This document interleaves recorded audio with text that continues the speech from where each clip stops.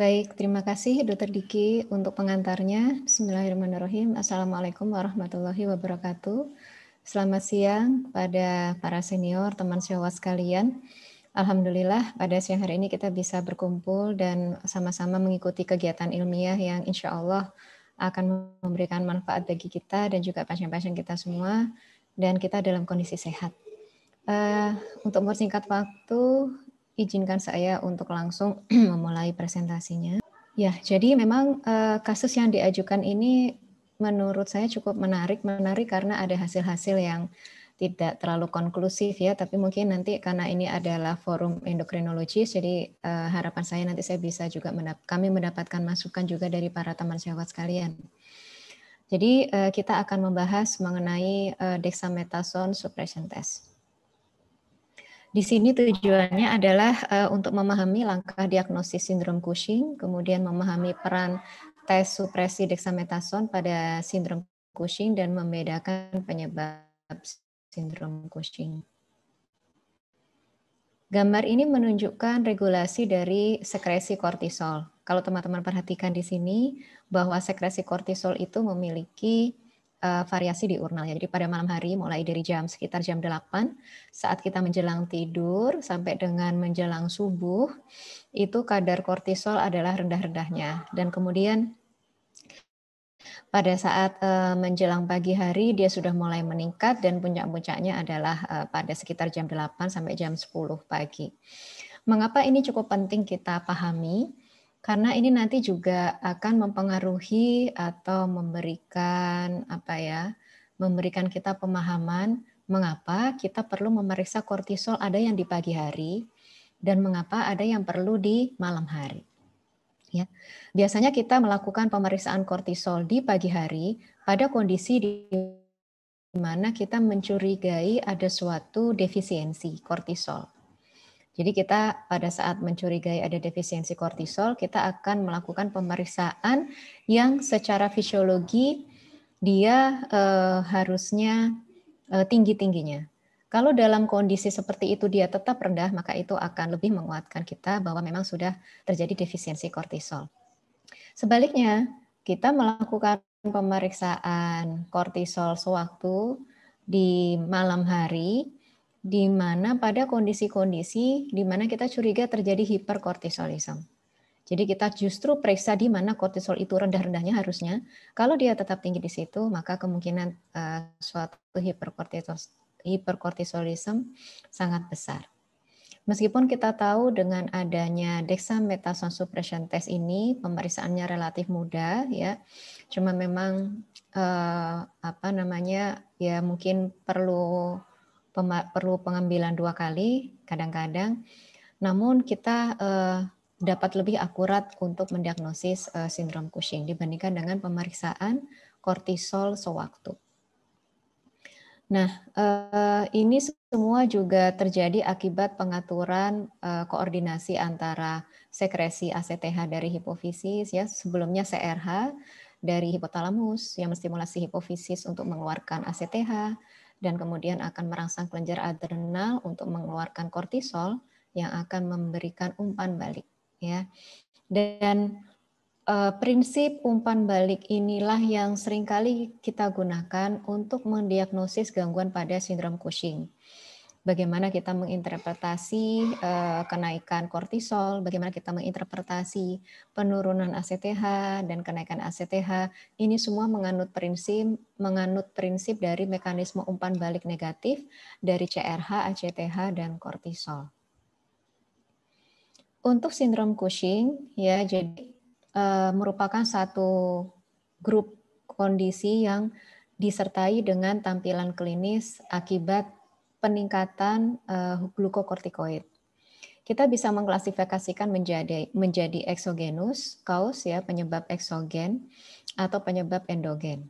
Ya, untuk penyebab eksogen teman-teman saya yakin sudah memahami, kita sering menemukan fenotip atau tampilan Cushing pada orang-orang yang menggunakan glukokortikoid jangka panjang ya. Dan untuk penyebab endogen kita bagi menjadi 2, yang ACTH dependent ya, dan biasanya ini berasal dari hipofisis, atau ACTH independent yang paling sering disebabkan karena memang ada suatu adenoma di adrenal atau karsinoma. Ya. Presentasi klinisnya kita bisa lihat di sini sangat mudah dikenali kalau memang sudah full blown keluhannya.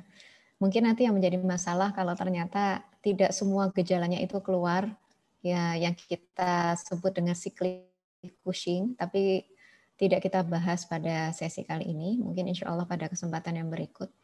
Namun kalau gejalanya sudah full blown, sudah kelihatan moon phase-nya, Buffalo Humps, ya, terjadi central obesity, terjadi atrofi dari otot-otot ekstremitas, ya, kemudian kulit yang menipis, adanya stria kemerahan, dan biasanya bisa disertai dengan gangguan metabolik lain, ya, seperti peningkatan tekanan darah, kemudian gangguan toleransi glukosa, ya, osteoporosis, ya, dan kemudian gangguan psikiatrik. Nah, ini tadi juga memperjelas keterangan pada slides yang sebelumnya. Keluhan-keluhan yang lain bisa bermacam-macam ya, dari mulai depresi, mudah lelah ya, gangguan memori ya, irritability ya, gangguan menstruasi, gangguan pertumbuhan pada anak-anak. Dan ini memang yang kadang-kadang perlu kita harus waspadai kalau dia ternyata tidak full blown. Jadi masih sedikit-sedikit ya keluhannya yang keluar. Nah, itu mungkin yang memerlukan pemeriksaan lebih detail dan monitoring jangka panjang. Kita akan langsung masuk ke kasus. Kasus ini adalah kasus nyata yang kami ambil dari Rumah Sakit Cipto. Saya dibantu oleh Dr. Amanda saat menata laksana kasus ini, juga para senior dan guru besar di divisi endokrin. Kita bertemu dengan perempuan 24 tahun dengan keluhan utama ada keluhan wajah bengkak dan gurat keunguan di perut dan paha sejak 1,5 tahun. 1,5 tahun yang lalu pasien sedang hamil anak pertama. Waktu kehamilan usia 5 bulan timbul stretch mark berwarna merah keunguan di perut, payudara, paha, dan lengan. Wajahnya juga bengkak. Tekanan darahnya saat itu naik sampai 200/100. Pasien menyangkal riwayat hipertensi sebelum hamil. Dan bayinya akhirnya meninggal dalam kandungan karena plasenta yang lepas. Kemudian pasca keguguran sampai 6 bulan, pasien dilarang untuk hamil lagi saat itu. Waktu itu tekanan darahnya berkisar 130 sampai 150 untuk sistol dan diastolnya sekitar 80 sampai 90. Saat itu dia tidak minum obat antihipertensi. Setelah 6 bulan atau 8 bulan sebelumnya, akhirnya pasien hamil lagi anak kedua ya. Menurut pasien, semakin dia usia kehamilannya semakin tua, tekanan darahnya semakin tinggi. Wajahnya, kakinya, tangannya semakin bengkak. Kemudian ada memar-memar di kedua lengan, bintik-bintik merah di kedua tungkai. Bayi akhirnya lahir prematur saat usia 7 bulan dan meninggal saat perawatan di NICU. Ya. Obat yang diminum saat itu adalah amlodipin 10 mg 1 kali sehari dan metildopa 250 mg 3 kali sehari. Kemudian pasca melahirkan pasien mendapatkan obat kandesartan dan amlodipin, kemudian oleh dokter internis di sana dilakukan pemeriksaan darah ya, kemudian MRI kepala, MRI abdomen dan MRI pelvis, kemudian pasien dirujuk ke RSCM. Pasien awalnya berobat ke bagian ginjal hipertensi karena tekanan darahnya yang tinggi. Namun kemudian oleh sejawat di ginjal hipertensi dianggap bahwa ini adalah hipertensi endokrin sehingga pasien kemudian dirujuk ke bagian endokrinologi. Ini adalah pemeriksaan fisik dan foto-foto pasien ya. Kita lihat di sini tekanan darah 138/82 dengan indeks massa tubuh 21 ya. Kemudian sebelum menikah, foto pasien sebelum menikah di sini ada kelihatan jelas ya ada perubahan moon phase-nya. Kemudian di sini dari pemeriksaan fisik diketahui ada moon phase, ada Buffalo Hump, ada strie ya. Ini kondisi strie yang ada di perut.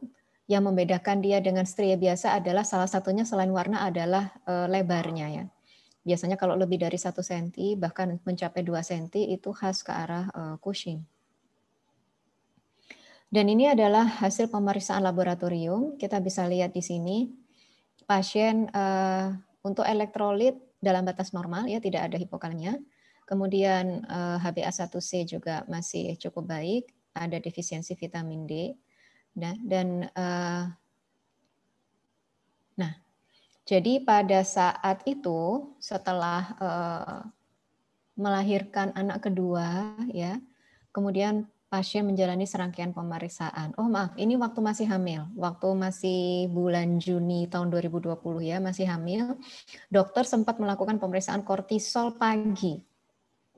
Kortisol pagi hari ya. Meskipun tadi kita sudah bahas bersama bahwa kalau kita lebih curiga ke arah Cushing atau hiperkortisolisme, mungkin memang ada baiknya kortisol itu tidak diperiksa di pagi hari tapi diperiksa di malam hari.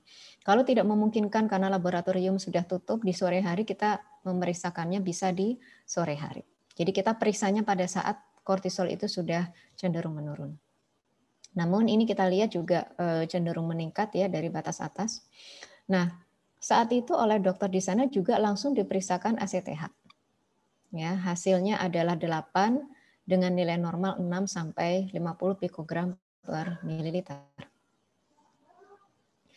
Dokter sebelumnya juga langsung melakukan pemeriksaan MRI abdomen ya. Di sini dikatakan ada hipertrofi dari adrenal kanan ya, kemudian ada lesi adrenal kiri yang masih mungkin suatu adenoma adrenal kiri. Ya. Kemudian juga langsung dilakukan MRI kepala ya dengan dinamik kontras hipofisis. Di situ disampaikan tidak ada lesi di dalam sela tursika ya, dan ada infak lakunar subakut subkortikal lobus frontal kiri dan occipital kanan. Jadi memang ini cukup progresif ya. Jadi kita mesti betul-betul aware dengan pasien Cushing seperti ini yang sudah ada komorbid yang menyertai, yaitu atherosclerosis cardiovascular disease. Nah, jadi daftar masalah saat itu adalah suatu sindrom Cushing yang masih mungkin suatu Cushing disease ya, karena memang pemeriksaannya masih dilakukan, pemeriksaan darahnya dilakukan pada saat pasien sedang hamil dan banyak faktor yang mempengaruhi ya. Jadi kita masih membuka kesempatan untuk kemungkinan diagnosis yang lain. Kemudian ada hipertrofi adrenal kanan dan lesi adrenal kiri yang masih mungkin suatu adenoma adrenal kiri dan defisiensi vitamin D. Pasien saat datang ke RSCM sudah dalam kondisi tidak sedang hamil, ya saat itu diberikan ketokonazol dan obat antihipertensi serta suplementasi vitamin D. Nah ini adalah pendekatan diagnosis untuk sindrom Cushing. Mungkin nanti kalau ada teman sejawat yang mau menanyakan langsung silahkan ya setelah slide ini. Ini kalau untuk pasien yang kita curigai ada sindrom Cushing, ya sebelum kita melakukan pemeriksaan tes-tes seperti misalnya kortisol acak atau pemeriksaan low dose dexamethasone suppression test, pastikan teman-teman sejawat sekalian sudah mengeksklusi kemungkinan exogenous glucocorticoid exposure. Kalau pasien ternyata ada riwayat terapi glukokortikoid atau kita curigai meminum jamu-jamuan yang mengandung glukokortikoid dan saat ini tampilannya Cushing, sebenarnya tidak disarankan untuk melanjutkan ke pemeriksaan ini semua ya. Jadi pemeriksaan ini semua dianjurkan bila memang tidak ada riwayat exogenous Cushing dan itu memang harus kita singkirkan terlebih dahulu. Disarankan dari 4 tes ini apabila memungkinkan dilakukan minimal 2 ya karena itu bisa sangat membantu ya kalau memungkinkan. Nah, disinilah kapan kita perlu melakukan beberapa pemeriksaan diagnosis untuk sindrom Cushing ya. Teman-teman bisa lihat di sini seperti misalnya pasien dengan obesitas, kemudian ada diabetes yang susah terkendali. Jadi di laporan kasus di jurnal-jurnal kalau teman-teman bisa mengikuti, ada juga kadang-kadang beberapa kasus yang disertai dengan uncontrolled blood glucose ya. Tampilan Cushing-nya tidak begitu jelas, tapi gula darahnya sangat sulit dikendalikan. Ternyata setelah dieksplor, pasien ada juga hipokalemia dan dieksplor lagi ternyata menderita Cushing gitu ya. Nah, jadi memang itu termasuk salah satu alur masuk kita untuk mendiagnosis ke arah sana. Kemudian untuk alurnya apabila secara biochemical. Nah, jadi kalau untuk pemeriksaan di bidang endokrinologi, step pertama adalah presentasi klinis dari anamnesis, pemeriksaan fisik. Bila ada kecurigaan ke arah sana, kita lanjutkan dengan pemeriksaan laboratorium, baik laboratorium rutin atau hormonal. Nah, kalau sudah confirm secara pemeriksaan hormonal ini memang ada gangguan, barulah kita melakukan lokalisasi dengan pencitraan atau radiologi examination. Ya. Pada pasien ini, pada sindrom Cushing, setelah ditegakkan bahwa ini adalah hiperkortisolisme berdasarkan pemeriksaan low dose dexamethasone suppression test misalnya, maka yang selanjutnya perlu ditentukan adalah ini termasuk yang independen atau yang dependent ACTH. Sehingga yang perlu diperiksa adalah serum ACTH. Di sini kita bagi dua, undetectable atau cenderung rendah atau yang detectable. Jadi mild normal to increase. Ya, jadi kadang-kadang kondisi normal pertengahan atau meningkat itu juga sudah bisa kita anggap kemungkinan itu adalah ACTH dependent. Dari situlah kita langsung mungkin bisa memeriksakan pemeriksaan radiologi. Ya, ada beberapa kasus yang mungkin kita curigai kemungkinan suatu ektopik, maka disitulah kita juga bisa melakukan pemeriksaan high dose dexamethasone suppression test untuk membedakan apakah ini pituitary origin atau extra pituitary origin untuk ACTH dependent Cushing. Nah, kita kembali ke pasien kita, ya. Kortisol sewaktu pagi hari yang dilakukan saat hamil hasilnya meningkat. Menurut teman sejawat sekalian, apakah pemeriksaan ini sudah cukup pada pasien ini untuk mendiagnosis sindrom Cushing atau memerlukan pemeriksaan lebih lanjut? Silakan, Dok.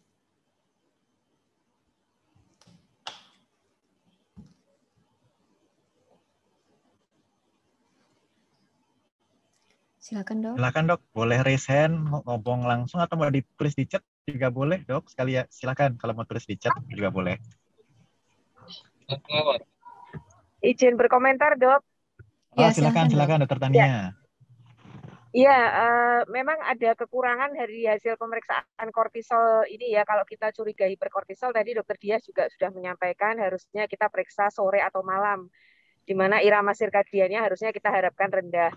Tapi kalau dari hasil ini ya kita bisa membuktikan bahwa memang ada hiperkortisolisme, Dok. Jadi kita bisa memastikan pasien ini memang kondisinya hiperkortisolisme.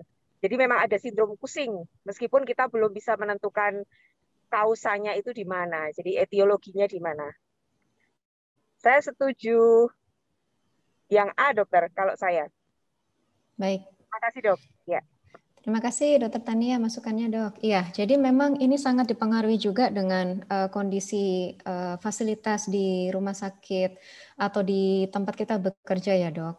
Memang untuk tadi yang sudah di alur yang tadi sudah saya sampaikan tadi, bahwa memang sebaiknya kita bisa mendapatkan lebih dari satu hasil tes bila memang fasilitasnya memungkinkan. Misalnya sudah ada pemeriksaan kortisol sewaktu, mungkin kita bisa lengkapi dengan low dose dexamethasone suppression test yang pemeriksaannya relatif mudah untuk dilakukan, ya. Meskipun tidak semua laboratorium sebenarnya cukup mudah untuk melakukan pemeriksaan kortisol ini. Nah, jadi untuk hasil kortisol sewaktu pagi ini memang sayangnya satu lagi ya, Dok, ini dilakukan saat hamil. Dan ada beberapa faktor yang memang mempengaruhi peningkatan kortisol pada saat hamil. Meskipun bila digabungkan dengan klinis, ini memang sangat mendukung ke arah hiperkortisolisme. Jadi akhirnya dilakukan pemeriksaan tambahan di antaranya pada saat sudah tidak hamil pada pasien ini, jadi waktu yang bersangkutan itu sudah melahirkan kurang lebih berapa lama ya waktu itu kalau nggak salah 6 bulan ya mungkin ya, dan dilakukan pemeriksaan low dose dexamethasone suppression test. Nah ini hasilnya jadi tidak tersupres ya, Dok, hasil kortisolnya, dan ini mendukung ke arah sindrom Cushing. Seperti yang tadi sudah Dr. Tania sampaikan, dari sini baru menegakkan hiperkortisolisme. Tapi apakah ini originnya dari mana, kita masih harus menentukan lagi. Nah, ya, kortisol tidak tersupresi, ini adalah hiperkortisolisme, bisa suatu sindrom Cushing atau Cushing disease. Nah, jadi pemeriksaan lanjutan apa yang kita perlukan? Di sini ada beberapa pilihan termasuk radiologi. Cuman karena tadi di awal sudah ada bocoran bahwa kita harus secara biokimiawi harus memastikan dulu kelainan secara hormonalnya itu kira-kira di tingkat mana. Baru kita lakukan pemeriksaan pencitraan. Meskipun pada pasien ini dengan dokter sebelumnya sudah diperiksa duluan dari mulai kepala ya, kemudian abdomen ya, Dok. Tapi sebenarnya untuk urutan yang baik secara biokimiawi kita sebaiknya pastikan dulu agar pemeriksaan juga bisa lebih terarah. Nah, kira-kira dari sini, Dok, pemeriksaan apa yang kira-kira bisa kita lanjutkan? Silakan, Dok.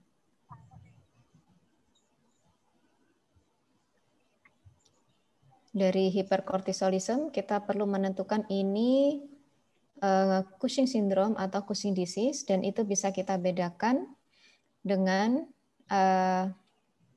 pemeriksaan ACTH. Ya, dengan pemeriksaan ACTH.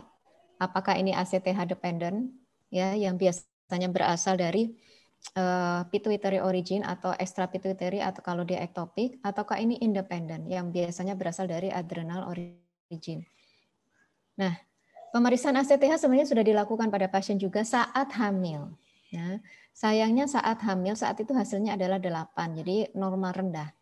Nah, pemeriksaan ACTH saat hamil ini juga masih mungkin bisa tersupresi oleh gonadotropin, ya. Jadi akhirnya diulang, Dok. Nah, dari pengulangan ini kita temukan hasil yang tidak terlalu berbeda, yaitu 10. Nah, sekali lagi kita berhadapan dengan kasus yang borderline, ya. Sebenarnya normal rendah itu berapa? Memang tidak ada tercantum dengan jelas ya di beberapa reference. Tapi dari salah satu sumber dikatakan bahwa memang untuk yang kurang dari 10 kita lebih banyak menganggap ini adalah independent ACTH. Jadi dianggap tersupres ACTH-nya. Meskipun batas bawahnya sampai 6. Tapi kalau antara 10 sampai 20 inilah yang sebenarnya borderline ya. Dan di atas 20 adalah ACTH dependent. Nah, pasien ini pasti 10, Dok. Nah, jadi kira-kira gimana, Dok, kita? Apakah kita langsung berani menganggap dia tersupres dan kita sudah langsung anggap dia ACTH independent? Kebetulan juga sudah ada kerpean dari hasil MRI abdomen sebelumnya, ya, di mana diketahui ada lesi di satu sisi dan ada hipertrofi di sisi yang lain. Nah, hasil MRI sebelumnya itu juga tidak terlalu cocok ya, Dok ya. Karena kalau memang dia suatu adenoma adrenal yang memproduksi kortisol dan menyebabkan hiperkortisolisme, biasanya tidak disertai dengan hipertrofi di sisi lainnya, bahkan mungkin malah terjadi hipotrofi ya. Tapi ini yang terjadi yang sebaliknya. Jadi ketidakkonsistenan pada kasus ini memang membuat kita mungkin perlu melakukan beberapa pengulangan lab dan pemeriksaan penunjang. Baik, Dok. Jadi sebenarnya high dose dexamethasone suppression test ini memang dilakukan kalau pasien ini ACTH-nya tinggi ya. Jadi kita memikirkan ke arah dependent ACTH, Cushing yang dependent ACTH bisa merupakan Cushing disease atau ectopic. Nah, baru kita melakukan high dose dexamethasone suppression test.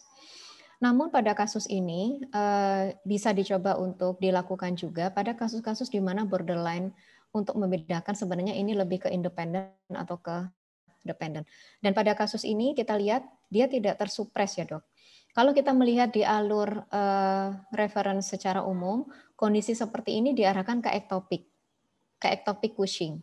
Tapi biasanya, Dok, kalau ectopic Cushing di mana kortisol tidak tersupres lebih dari 50% setelah diberikan high dose dexamethasone selama 2 hari, itu biasanya kadar ACTH-nya relatif jauh lebih tinggi dari pasien ini. Ya, jadi dari sini kita bisa lebih mengarahkan sangat mungkin memang pasien ini sebenarnya adalah suatu independent ACTH. Nah, jadi kalau kita lihat di sini ada beberapa klasifikasi kadar ACTH ya. Di sini kalau misalnya anggap saja ini yang rentang normal ya, Dok, antara 10 sampai 50 ya. Kita lihat di sini kalau untuk Cushing disease biasanya dia di pertengahan ke atas, di atas 20 ke atas ya. Di sini kalau ectopic, dokter bisa lihat sangat tinggi ya, out of upper normal range ya.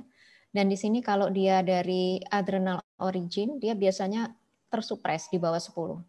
Nah, qadarullah nih pasien kita ada di tengah-tengah sini nih. Tapi kalau melihat dari data-data yang ada, sepertinya tidak cocok ya kalau pasien ini masuk dalam ectopic ACTH syndrome. Sehingga adanya high dose dexamethasone suppression test pada kondisi ACTH yang borderline ini kemungkinan sangat bisa membantu kita untuk lebih mengarahkan bahwa ini adalah ACTH independent. Nah, jadi kita sudah mencurigai pasien dari klinisnya, dari pemeriksaan fisik, kemudian kita lanjutkan dengan biochemical testing, kita melakukan low dose dexamethasone suppression test, pemeriksaan ACTH dengan high dose, ya. Dan dari sini kita mencurigai bahwa pasien ini masuk dalam sindrom Cushing yang ACTH independent. Nah, kita masuk pada imaging studies, lokalisasi untuk melihat adrenal dengan lebih baik, ya. Kebetulan pada pasien sudah pernah dilakukan MRI abdomen dengan hasil yang tidak begitu konklusif.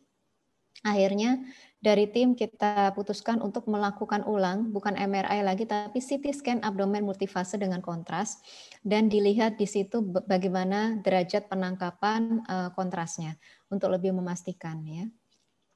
Nah, ini hasil pemeriksaan ulang CT scan multifase dengan kontras. Di sini tampak ada lesi isodens ya di tepi adrenal kiri berbatas tegas. Kemudian ukurannya lumayan membesar ya dok, dibandingkan yang sebelumnya cuma 1,5 kali 2 cm, ini sudah 3,7 kali 2,4 kali 2,7. Dan lesi menyangat pada fase vena dan wash out pada fase delay ya. Dan ini lebih mengarahkan kepada lesi padat di adrenal kiri. Dan dari tim radiologi yang melakukan pemeriksaan ulang CT scan multifase ini tidak mencurigai adanya hipertrofi yang di sebelah kanan. Jadi ini hanya ada lesi padat di adrenal kiri. Sehingga lebih meyakinkan kami tim dokter untuk melakukan tindak lanjutnya. Nah, ini adalah algoritma treatment untuk sindrom Cushing. Kita bisa lihat di sini, pada pasien setelah didiagnosis ACTH independent Cushing, dilakukan adrenal imaging, dan lanjutannya adalah pada pasien direncanakan untuk dilakukan unilateral adrenalektomi. Jadi dari divisi Departemen Urologi, akhirnya pasien menjalani laparoskopi adrenalektomi. Nah, menjadi tugas kita juga sebagai internis atau endokrinologis untuk melakukan persiapan perioperatif, dok.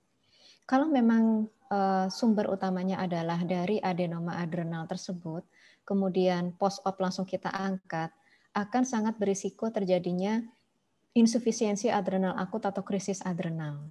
Karena seringkali kondisi-kondisi seperti ini disertai dengan tersupresnya fungsi adrenal kontralateralnya, dok.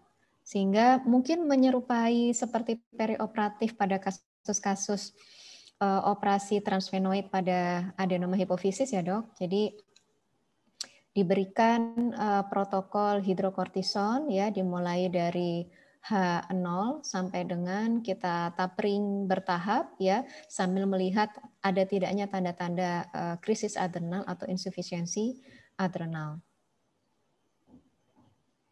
Nah, waktu pasca operasi ya kortisol serum sekali lagi ini diperiksanya pagi karena pasien diperiksa di RSCM dan agak sulit untuk melakukan pemeriksaan di malam hari atau sore hari, dok.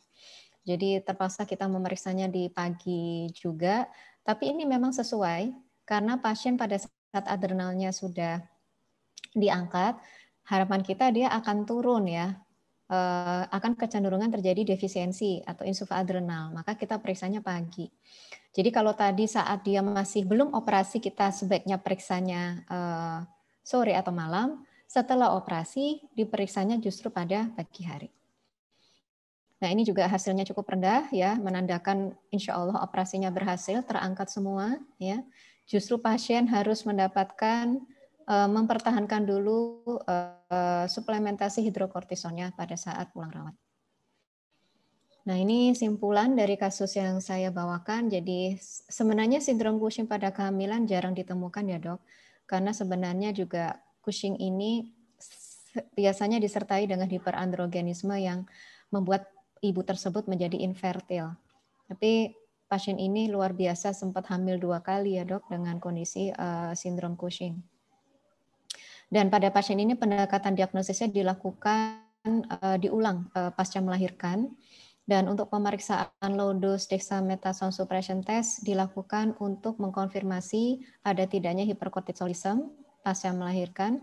Kemudian dilakukan pemeriksaan lanjutan ACTH untuk memisahkan apakah ini dependen atau independen dari ACTH. Dan untuk nilai ACTH borderline inilah yang seringkali memerlukan pemeriksaan konfirmasi.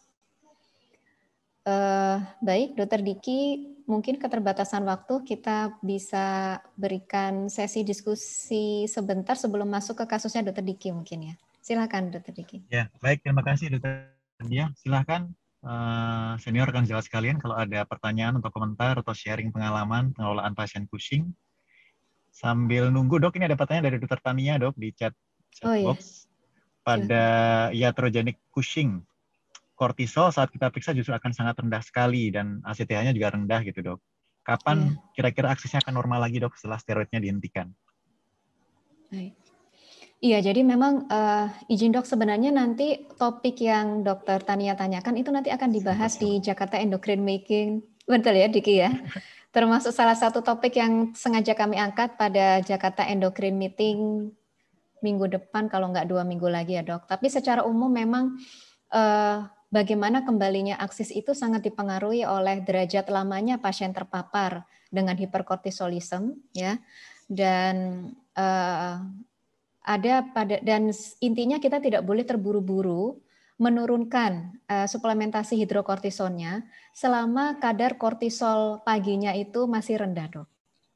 Jadi nanti mungkin pada saat di jam berikutnya di situ akan lebih detail dijelaskan kadar kortisol berapa, di mana kita boleh mulai men-tapering down suplementasi hidrokortison tersebut.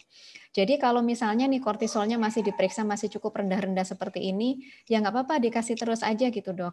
Dan seberapa lama bisa bertahun-tahun memang dok, yang saya sampaikan tadi sangat tergantung dengan derajat severity dari hiperkortisolismenya dan berapa lama dia terpapar.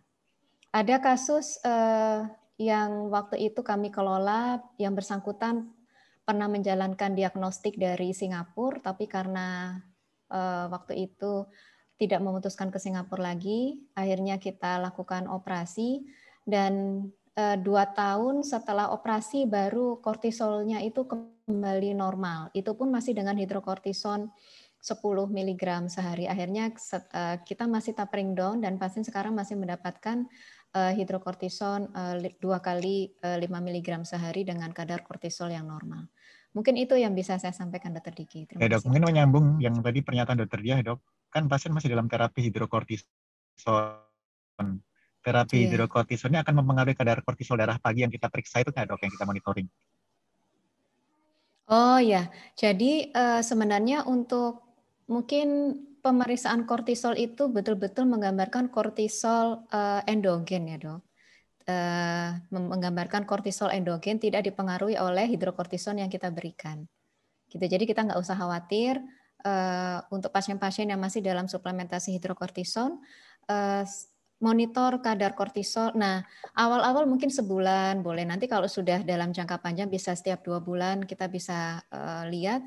Dan biasanya trennya di atas 4-6 bulan itu sudah mulai ada kenaikan kortisol. Harapannya itu salah satu tanda bahwa ada mungkin recovery dari kontralateral adrenalnya mungkin dok. Dan mungkin aksisnya juga sudah mulai berjalan kembali. Nah tapi dari situ ada batas kortisol tertentu kapan kita boleh menurunkan. Demikian dok. Baik, ada 2 pertanyaan lagi dok. Mungkin singkat aja. Yang pertama terkait dengan ada namanya stimulasi CRH dokter. CRH stimulation test. Pada kondisi apa perlu dilakukan dok? Ya, terima kasih dok. Jadi untuk tes stimulasi ACTH kita biasanya menggunakan ACTH sintetik atau sinakten ya, Dokter Diki ya. Sayangnya itu tidak tersedia selalu di kita. Kita dulu suka nyelip-nyelip kalau lagi sebelum kalau lagi nggak pandemi ya Dokter Diki nitip kalau yang lagi keluar negeri beli sinakten, taruh di divisi. Lalu kalau ada kasus kecurigaan insufisiensi adrenal gitu ya Dok, kita ingin melihat itu juga bisa kita lakukan sinakten test. Tidak hanya pada kondisi kecurigaan insufisiensi adrenal, tapi sebenarnya pada beberapa kasus adenoma hipofisis non-fungsional yang kita ingin menentukan perlu tidak dia perioperatif kortikosteroid, di beberapa guideline memerlukan tes stimulasi ini, Dok. Tapi karena memang kita juga susah, maka dari kita rata-rata hampir semua pasien kita berikan perioperatif glukokortikoid, tapi kemudian atau hidrokortison, tapi kemudian kita akan cepat tapering down atau off bila tidak ditemukan tanda-tanda insufisiensi. Ini itu Dok. Baik Dok, mungkin terakhir Dok, pendek aja Dok. Iya. Kalau pada pasien hamil dengan Cushing, terapi farmakologisnya atau terapi operasinya gimana Dok? Apakah depending atau bisa dilakukan selama hamil? Ya, ada satu referensi ya, memang sangat jarang. Ada satu referensi dari luar. Saya sendiri tidak berpengalaman untuk pasien ini, kebetulan pasien juga sudah melahirkan.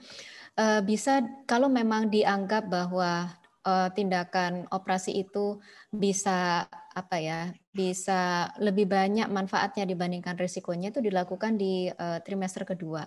Tapi seringkali memang kondisi Cushing pada kehamilan ini luarannya tidak bagus, Dr. Diki. Yang sering terjadi adalah morbiditas pada ibu dan juga perkembangan bayinya terhambat. Jadi mungkin kondisi yang bisa lebih optimal baik diagnosis maupun terapi akan lebih baik dilakukan pada saat sudah melahirkan. Demikian, Dok.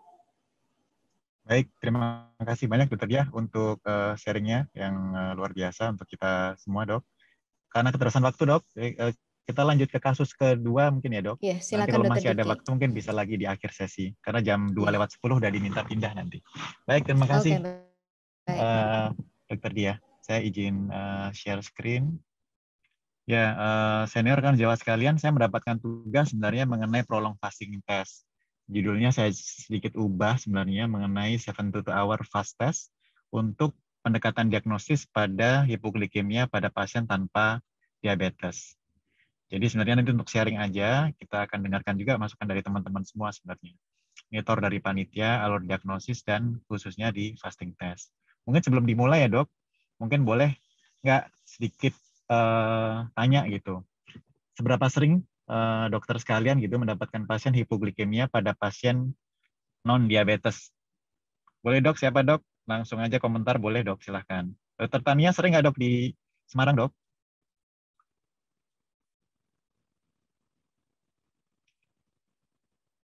Atau yang lain silahkan dok, seberapa sering ketemu pasien dengan hipoglikemia? Dokter Nenvi. Jarang dok dapat kasus seperti itu yang non diabetes ya. Iya, kapan dok terakhir ketemu dok?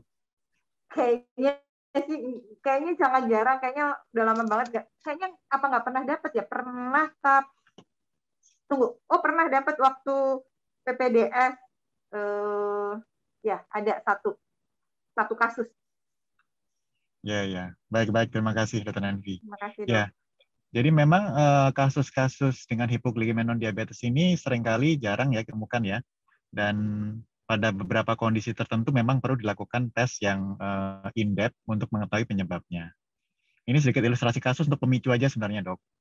Laki-laki 24 tahun dengan riwayat beberapa kali penurunan kesadaran sejak 3 bulan sebelum masuk ke rumah sakit.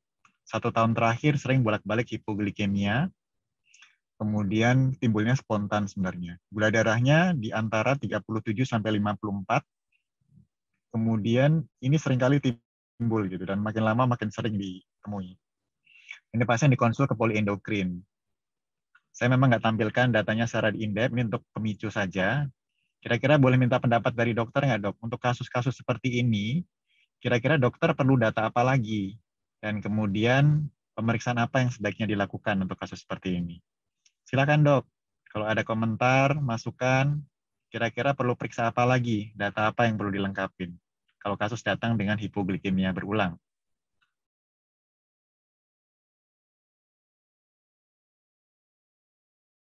Silakan, Dok.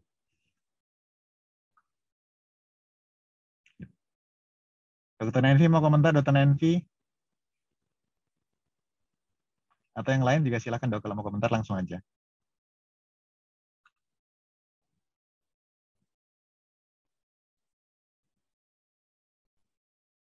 Baik, mungkin lagi masih siang ya, masih pada lapar, hipoglikemi. Kita lanjut ya, Dok. Mungkin kita diskusi di belakang ya, mengenai apa yang selanjutnya kita periksa. Apa yang saya sampaikan hari ini sebenarnya cuma untuk refreshing aja buat kita semua terkait dengan pentingnya pendekatan hipoglikemia. Ini saya ambil dari up to date yang 2021 ya. Itu ada dua yang penting. Bisa timbul pada kondisi fasting dan bisa timbul pada kondisi postprandial. Ini dua hal yang penting. Jadi sebenarnya kalau pasiennya datang dengan hipoglikemia, kemudian kita lihat, kita bisa langsung ambil darah sebenarnya. Ambil darah saat pasien mengalami hipoglikemia, kemudian kita langsung cek segala macam darahnya, kita langsung bisa tahu pada umumnya penyebabnya. Tapi seringkali pasien itu datang tidak dalam kondisi hipoglikemia. Oleh karena itu pemeriksaannya itu kita berusaha mereplikasi kondisi hipoglikemia tadi, ya. Jadi sekali lagi kalau memang pasiennya kita lihat hipoglikemia, gula darahnya rendah, jelas kita bisa langsung periksa darahnya. Tapi kalau memang tidak ada simptomnya, kita harus mereplikasi kondisi di mana pasien mengalami hipoglikemia. Nah, tergantung dia postprandial atau fasting. Kalau postprandial hipoglikemia dalam 5 jam setelah makan, itu yang dipilih adalah mixed meal test. Tapi kalau fasting hipoglikemianya, pasien diminta untuk puasa. Yang ini bisa sampai 72 jam. Nah, ini suatu gold standard untuk evaluasi penyebab hipoglikemianya, khususnya salah satunya adalah menyingkirkan kemungkinan suatu insulinoma. Jadi tergantung dari hipoglikemia apakah postprandial atau fasting. Jadi prosedur diagnostiknya itu adalah sebenarnya berusaha mereplikasi kejadian dari hipoglikemia. Nah, siapa yang harus dievaluasi? Yaitu hanya pada pasien yang memang ada wipeltriat gitu. Ada gejala sesuai hipoglikemianya, kadar gula darahnya memang rendah, tapi nggak boleh pakai kapiler ya dok, baiknya pakai gula darah vena, dan kemudian gejalanya mereda setelah gula darahnya dinaikkan. Begitu ada wipeltriat, itu biasanya kalau pada pasien yang kelihatannya sehat, itu kita perlu pemeriksaan laboratorium lengkap. Tapi kalau pasien yang sudah on pengobatan atau kelihatan sedang sakit, biasanya kita bisa prediksi kira-kira penyebabnya apa. Nah, ini ada tabelnya, teman-teman bisa lihat, ini diambil sebenarnya dari Panduan Endocrine Society tahun 2009. Itu dibagi menjadi yang kelihatannya sakit atau dapat pengobatan, penyebabnya kemungkinan ini. Paling sering tentu saja insulin atau insulin sekretagog ya. Kemudian yang lain bisa masalah hepatic renal failure, yang cukup sering juga adalah non-acute cell tumor pada pasien dengan malignansi. Nah, tapi kalau pasien yang kelihatannya sehat-sehat aja, nah ini yang lebih tricky untuk penegakan diagnosisnya. Karena DD-nya lumayan ada beberapa. Nah, ini yang biasanya perlu pemeriksaan secara lebih mendalam. Nah, yang penting dalam evaluasi klinis itu sebenarnya adalah melakukan review terhadap riwayat pasien secara detail. Ada dua hal yang penting. Pertama adalah kapan timbulnya gejala dan bagaimana timbulnya gejala tersebut, terutama terkait dengan asupan makanan misalkan. Karena tadi algoritmanya pertama dibedakan apakah fasting atau postprandial. Yang kedua adalah apakah ada penyakit atau kondisi atau pengobatan lain yang pasien minum atau yang pasien derita. Ini dua hal yang penting sebenarnya, terkait nature and timing dari symptoms-nya dan juga kondisi kesehatan yang lainnya. Nah, kalau untuk pemeriksaan laboratoriumnya, sebenarnya ini untuk awal untuk memastikan, yaitu periksa gula darahnya, untuk memastikan wipeltriatnya lagi. Nah, pemeriksaan yang lain, itu sebenarnya untuk memastikan peran dari insulin terhadap terjadinya hipoglikemia. Jadi pemeriksaan yang dilakukan, baik itu insulin, C-peptide, keton, diperiksa proinsulin, itu semua untuk memastikan peran insulin dalam patogenesis hipoglikemia pasien tersebut. Nah, jadi ini tadi yang pertama.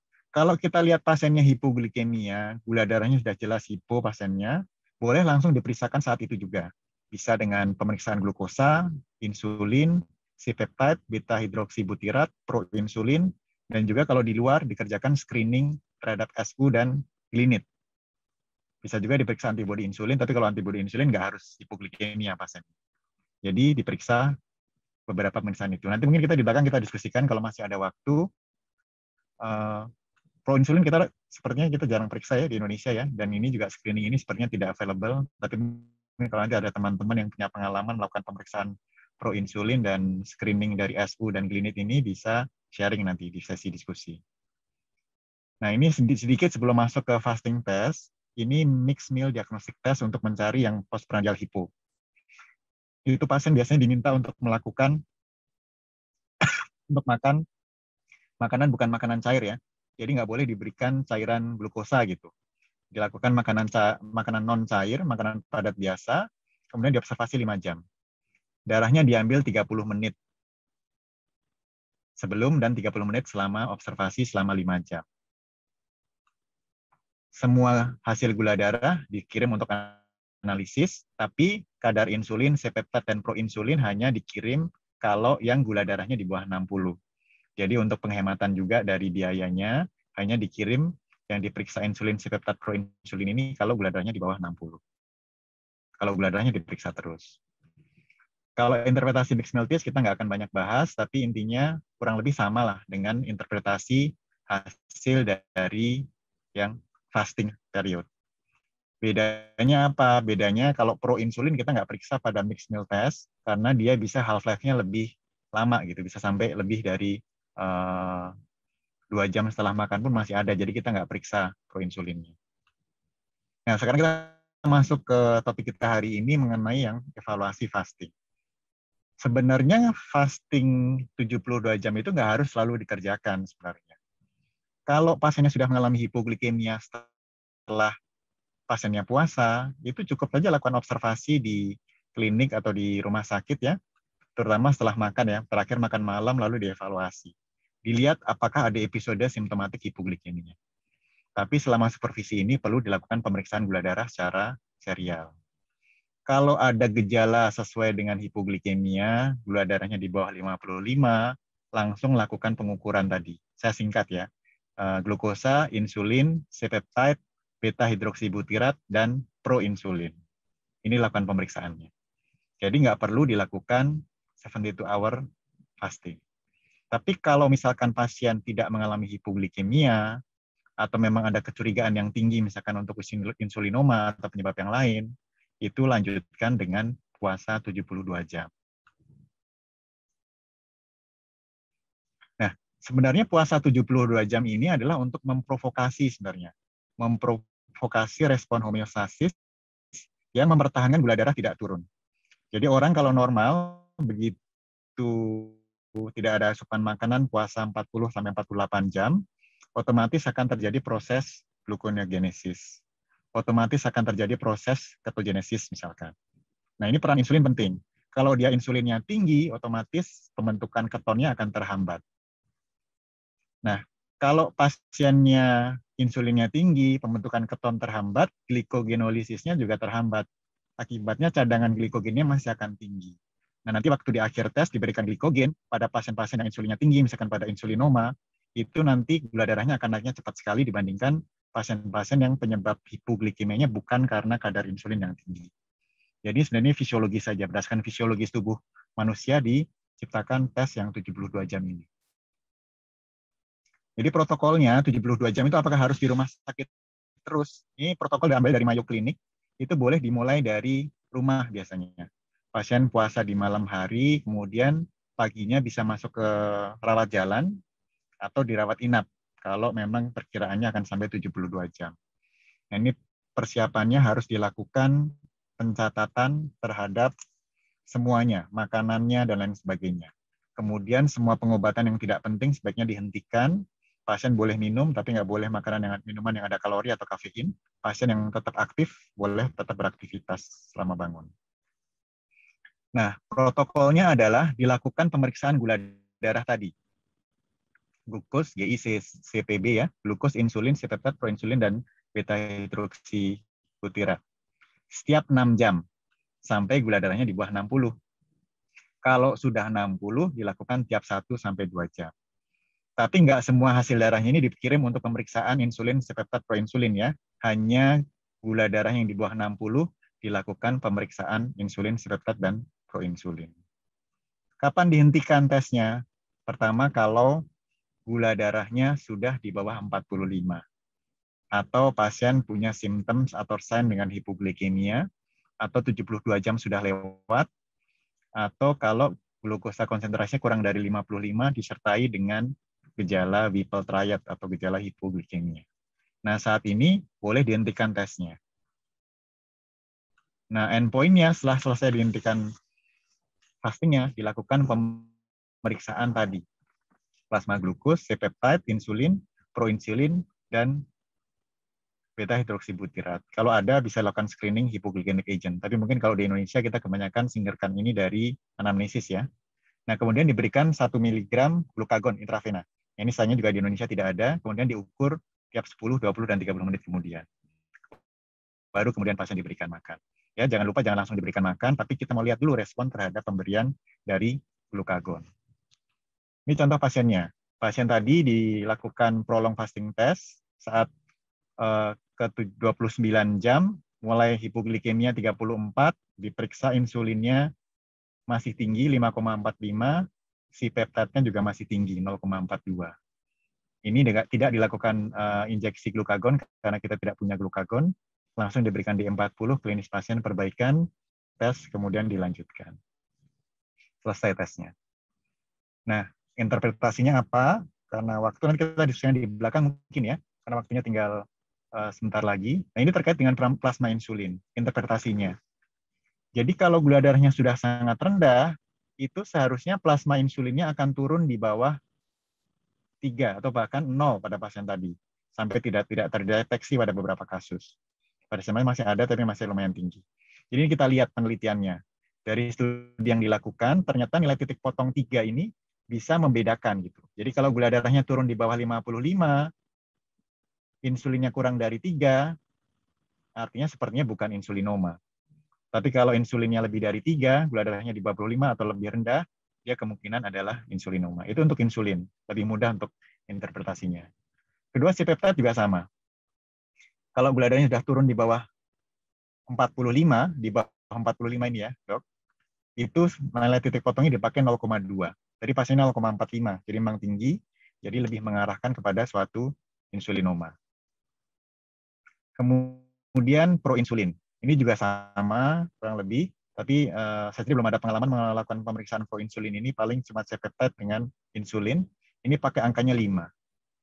Jadi dari penelitian sebenarnya untuk membedakan nilai titik potong berapa untuk membedakan diagnosisnya. Kemudian beta hidroksibutirat. Nah, ini pemahamannya pentingnya di sini. Karena efek antiketonik insulin. Jadi kalau pada pasien insulinoma, itu beta hidroksibutiratnya nggak akan naik. Gula darah turun, beta hidroksibutiratnya akan tetap anteng, tetap sama. Tapi kalau pada pasien normal atau bukan insulinoma, dengan penurunan gula darah, maka beta hidroksibutiratnya akan makin naik kadarnya. Jadi dipakai nilai titik potong ini adalah dipakai 2,7. Kalau beta hidroksibutiratnya di bawah itu berarti kemungkinan insulinoma. Kalau lebih tinggi, berarti kemungkinan penyebab yang lain. Nah, pada pasien ini sayangnya tidak diperiksa beta hidroksibutirat. Kemudian yang terakhir adalah respon terhadap glukagon. Nah, karena insulin ini menghambat glikogenolisis, jadi kalau saat diberikan glukagon pada pasien dengan insulinoma, dia akan langsung naik begitu diberikan glukagon. Kenaikannya akan sangat tinggi. Tapi pada pasien-pasien dengan bukan insulinoma, saat diberikan glukagon, dia nggak akan naiknya terlalu banyak gitu. Kenapa? Karena cadangan glikogennya sudah dipakai pada saat pasien berpuasa 72 jam tadi. Jadi dipakai angkanya 25. Kalau lebih dari 25, kemungkinan ke arah insulinoma. Ini ada tabelnya, teman-teman bisa lihat, tapi sangat kecil ya. Tapi saya rasa dari tadi yang kita sudah diskusikan terkait interpretasinya sudah cukup jelas. Ini semua ada di referensi, nanti saya kasih referensinya di belakang. Nah, kalau sudah yakin ini suatu insulinoma, pada beberapa kondisi perlu dilakukan localizing study. Jadi stepnya sama dengan yang tadi Dr. Diah sampaikan, localizing-nya bisa dengan radiologic study. Kalau memang perlu, bisa dilakukan selective arterial calcium stimulation. tapi ini juga jarang dikerjakan nih. Pada pasien yang tadi dilakukan endoskopik ultrasound, didapatkan ada lesi di pankreas, hipervaskuler, kemudian dilakukan laparotomi, didapatkan ini kasusnya suatu kasus insulinoma. Baik, itu kasus yang pertama. Ini kasus penutup aja sebenarnya sebelum kita masuk ke kesimpulan dan kita berdiskusi, adalah terkait dengan kasus yang cukup sering ini ditemukan di RSCM. Setahun terakhir mungkin hampir tiap bulan ada 1 atau 2 konsul dari teman-teman sejawat bedah atau sejawat dari Kahom mengenai hipoglikemia berulang pada pasien-pasien dengan tumor. Ini contohnya adalah dengan solid fibrous tumor abdomen on kemoterapi, dilaporkan penurunan kesadaran berulang.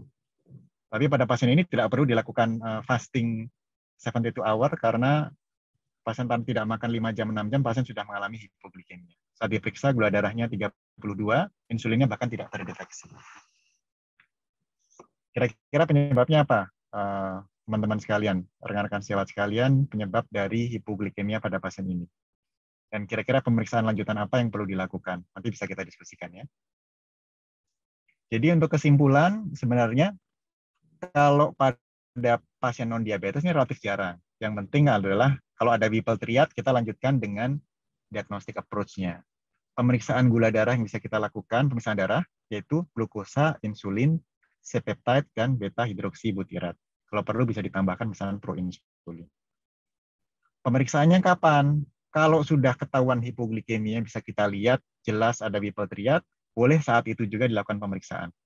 Tapi kalau memang tidak, klinis pasiennya bagus, kita lakukan replikasi kondisi tersebut, bisa dengan mixed meal test tadi pada yang postprandial, bisa juga dengan puasa 72 jam untuk memastikan tadi, memprovokasi homeostasis, mempertahankan homeostasis glukosa.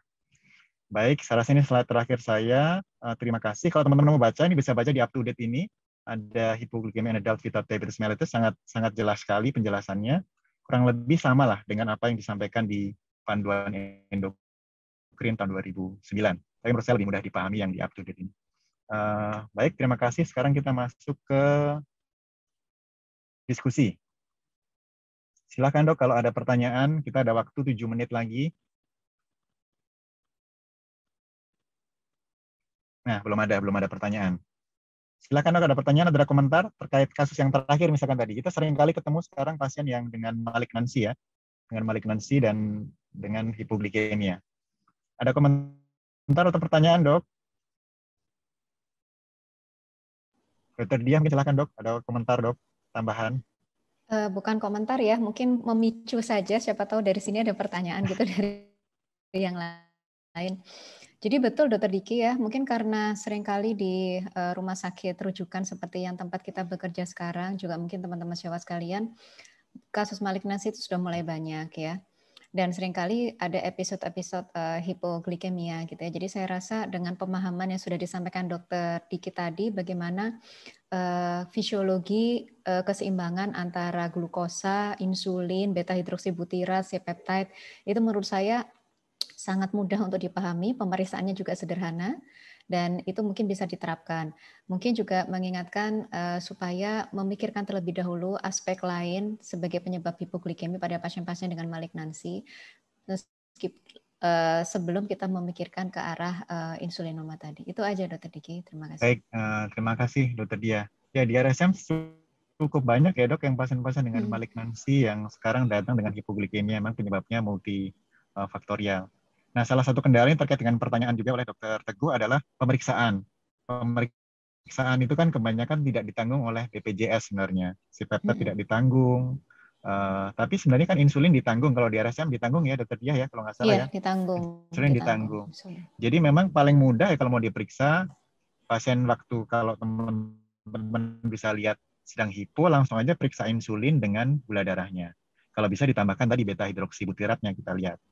Kalau pasien dengan malignansi itu kebanyakan memang yang tadi saya sampaikan contoh terakhir tadi, gula darahnya rendah, insulinnya rendah. Nah, pada kecurigaan ke arah misalkan non-isolated cell tumor related hypoglycemia atau hipoglikemia karena paraneoplastik, itu bisa lanjut pemeriksaan, misalkan IGF-2 dibanding IGF-1. Cuma pemeriksaannya juga mahal juga itu, masing-masing sekitar 1,5 juta, dan dikirim keluar hasilnya 2 minggu sampai 4 minggu. Dan itu sebenarnya tidak banyak mengubah terapi juga, karena sebagian besar terapi adalah tumor primernya. Yang jadi masalah itu seringkali tumor primernya sudah unresectable ya dok, kalau udah nyampe ke RSCM. Jadi kita coba dengan berbagai cara, misalkan dengan diet, dengan dengan steroid gitu, kadang-kadang dengan octreotide, tetap saja seringkali pasien harus berjuang dengan hipoglikemia yang berulang. Jadi kalau memang ada keterbatasan, mungkin sebenarnya glukosa sama insulin pemeriksaan awal yang cukup bisa dipegang ya Dokter Diah ya, terkait untuk hipoglikemia. Ya, untuk keterbatasan saya rasa 2 itu sudah cukup. Jadi pada saat dia hipo, harusnya kan insulin juga tersupres. Kalau tetap tidak tersupres, nah itu sebenarnya sudah salah satu clue yang cukup bermanfaat ya. Iya, makasih Dokter Diah. Dokter Diki, ini ada satu pertanyaan. Mungkin saya bisa, sebenarnya pertanyaan kasus saya, tapi mungkin supaya bisa didengarkan oleh Ya, silakan, peserta Dok. yang lain. Jadi menyambung tes uji stimulasi CRH tadi, kan tadi saya sempat salah memahami, saya menjawabnya tes stimulasi ACTH. Nah, yang ditanyakan kan tes stimulasi CRH.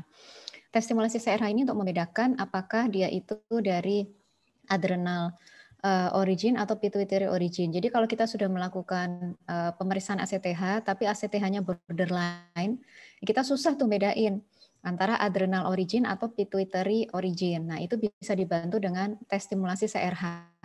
Kalau dia pituitary origin, dia akan sangat respon dengan CRH. Ya, namanya juga aksisnya lewat situ ya. Tapi kalau dia adrenal origin, dia tidak berespon. Beda dengan high dose dexamethasone suppression test. Kalau high dose itu membedakan sudah jelas ACTH-nya itu yang tinggi, jadi ACTH dependent, bukan yang independen. Tapi untuk membedakan apakah dia pituitary atau ectopic. Jadi kalau untuk yang tes stimulasi CRH itu lebih untuk membedakan apakah ini adalah suatu adrenal origin atau pituitary origin. Tapi kalau yang high dose untuk pituitary origin atau ectopic origin. Itu yang saya sambung Dokter Diki. Terima kasih dok. Silakan dokter. Ini ada pertanyaan nih buat Dokter Diki nih kayaknya nih dari Dokter Olivia. Ya, terkait dengan pemeriksaan radiologis ya Dokter Olivia ya. Ya, memang pemeriksaan radiologis yang tadi saya sampaikan memang bisa dipilih ya, bisa CT abdomen, CT pankreas, MRI, atau bahkan dengan transabdominal ultrasonografi. Satu lagi yang bisa dipakai adalah endoskopik ultrasound yang sering dikerjakan. Tapi itu kadang-kadang tergantung case by case juga ya, karena kadang-kadang ukuran insulinomanya sangat kecil, jadi tidak terlihat dari potongannya, atau kadang-kadang dia sifatnya diffuse. Kita pernah dapat kasus yang tidak terlihat gitu, tidak terlihat dari imaging, baru terlihat dengan endoskopik ultrasound, baru kelihatan massa tumornya, dan baru kemudian dilakukan operasi. Pada transabdominal ultrasound, CT, MRI bahkan waktu tidak terlihat, tapi hanya terlihat dengan transabdominal ultrasound. Saat itu diskusi dengan Dr. Rahmat yang dari expert dari radiologi, memang satu stepnya dengan CT abdomen, tapi setelah CT abdomen tidak terlihat, akhirnya lanjut dengan endoskopik ultrasound, dan baru kelihatan ada massa tumornya, kemudian dilakukan operasi. Kalau tidak ditemukan juga, maka lanjutnya yang tadi, yang selective arterial calcium stimulation. Tapi sepertinya saya juga belum pernah ada pengalaman mengerjakan ini, Dokter Diah. Ya, dulu ada satu pasien mau dikerjakan, tapi akhirnya tidak jadi dikerjakan. Karena dari EOS-nya sudah kelihatan ada massa tumor. Oke, saya lanjut dari Dokter Tania. Patient Addison disease dengan meta-CA-MAME pada adrenal dengan klinis hipoglikemia dan hiponatremia. Ya, Dok, salah satu DD dari hipoglikemia adalah insufadrenal. Ini pada kasusnya menarik juga nih Dokter Tania ya, mungkin kapan-kapan bisa share mengenai pasien meta-CA-MAME ya ke adrenal ya yang menyebabkan hipoglikemia berulang. Kemudian Dokter Wafa terakhir karena sudah 14:10. Kapan kita lanjut prolong fasting test pada pasien dengan pasca mixed meal test? Ya, kalau di panduan yang di endokrin itu memang di situ disebutkan ya perbedaan antara postprandial sama fasting state itu kadang-kadang seringkali abu-abu juga perbedaannya, banyak yang overlap. Pada pasien bisa aja dia datang awalnya dengan postprandial hipoglikemia, tapi kalau tidak konklusif dengan mixed meal test, bisa juga kita lanjutkan dengan prolong fasting test. Karena baru konklusif hasilnya setelah dilakukan dengan prolong fasting test. Insulinoma misalkan, itu pada beberapa kasus itu bisa juga datang dengan postprandial hypo. Tapi kadang-kadang baru tegak setelah dilakukan prolong fasting test. Cuma sebagian besar sih seharusnya dengan ini ya, dengan prolong fasting sudah cukup baik. Waktunya udah habis, tapi ada satu pertanyaan terakhir untuk Dokter Diah nih, Dokter Diah. Oh ya, dari Pasien yang Dokter Wafa confirm, ya. ya Dokter Wafa nih dok. Oh ya, bagaimana menyikapi pasien yang confirm Cushing syndrome? Jadi imaging adrenalnya ada tumor, namun ACTH-nya terdeteksi. Nah, mungkin perlu dipisahkan di sini ACTH-nya terdeteksi itu seperti apa ya, Dokter Wafa? Karena tadi kita lihat kita bagi menjadi 3 klasifikasi ya, kurang dari 10 sampai 20 dan di atas 20. Kalau dari gambar yang tadi saya share, biasanya kalau yang dependent ACTH itu 20 ke atas, jadi dia middle normal ke atas. Nah, kalau memang dia lebih ke middle normal ke atas, mungkin kita akan lebih mengarahkan ke ACTH dependent, gitu ya dok. Dan kalau untuk ACTH dependent dan ternyata high dose dexamethasone suppressant test-nya tidak terdeteksi, memang akan lebih mengarah ke ektopik. Nah, memang yang menjadi masalah mungkin pada pasien ini waktu itu, pada pasien ini contohnya adalah ACTH-nya dia borderline pas di 10 gitu ya. Jadi kita agak khawatir ini sebenarnya ACTH dependent atau independent. Makanya sebenarnya salah satu yang dilakukan yang tadi Dokter Stefanus menanyakan tes stimulasi CRH, atau karena di kita tidak bisa, kita coba melanjutkan dengan high dose tadi meskipun jarang ya. Dan memang tidak tersupresi, jadi memang lebih mengarah ke adrenal origin. Demikian Dr. Diki, terima kasih. Ya, baik. Terima kasih Dokter Diah. Terima kasih juga buat teman-teman semua yang sudah dengan aktif ya mengikuti workshop siang hari ini. Sekarang kita waktunya pindah Dokter Diah ke ruangan saya sebelah. siap dipindah. Iya, saya juga siap dipindah. Tinggal menunggu dari panitia. Terima kasih banyak buat senior rekan sejawat sekalian. Terima Mohon kasih maaf kalau dok ada atas kurang-kurangnya. partisipasinya. Mohon maaf kalau Terima ada kasih ya. kekurangan. Terima kasih Diki.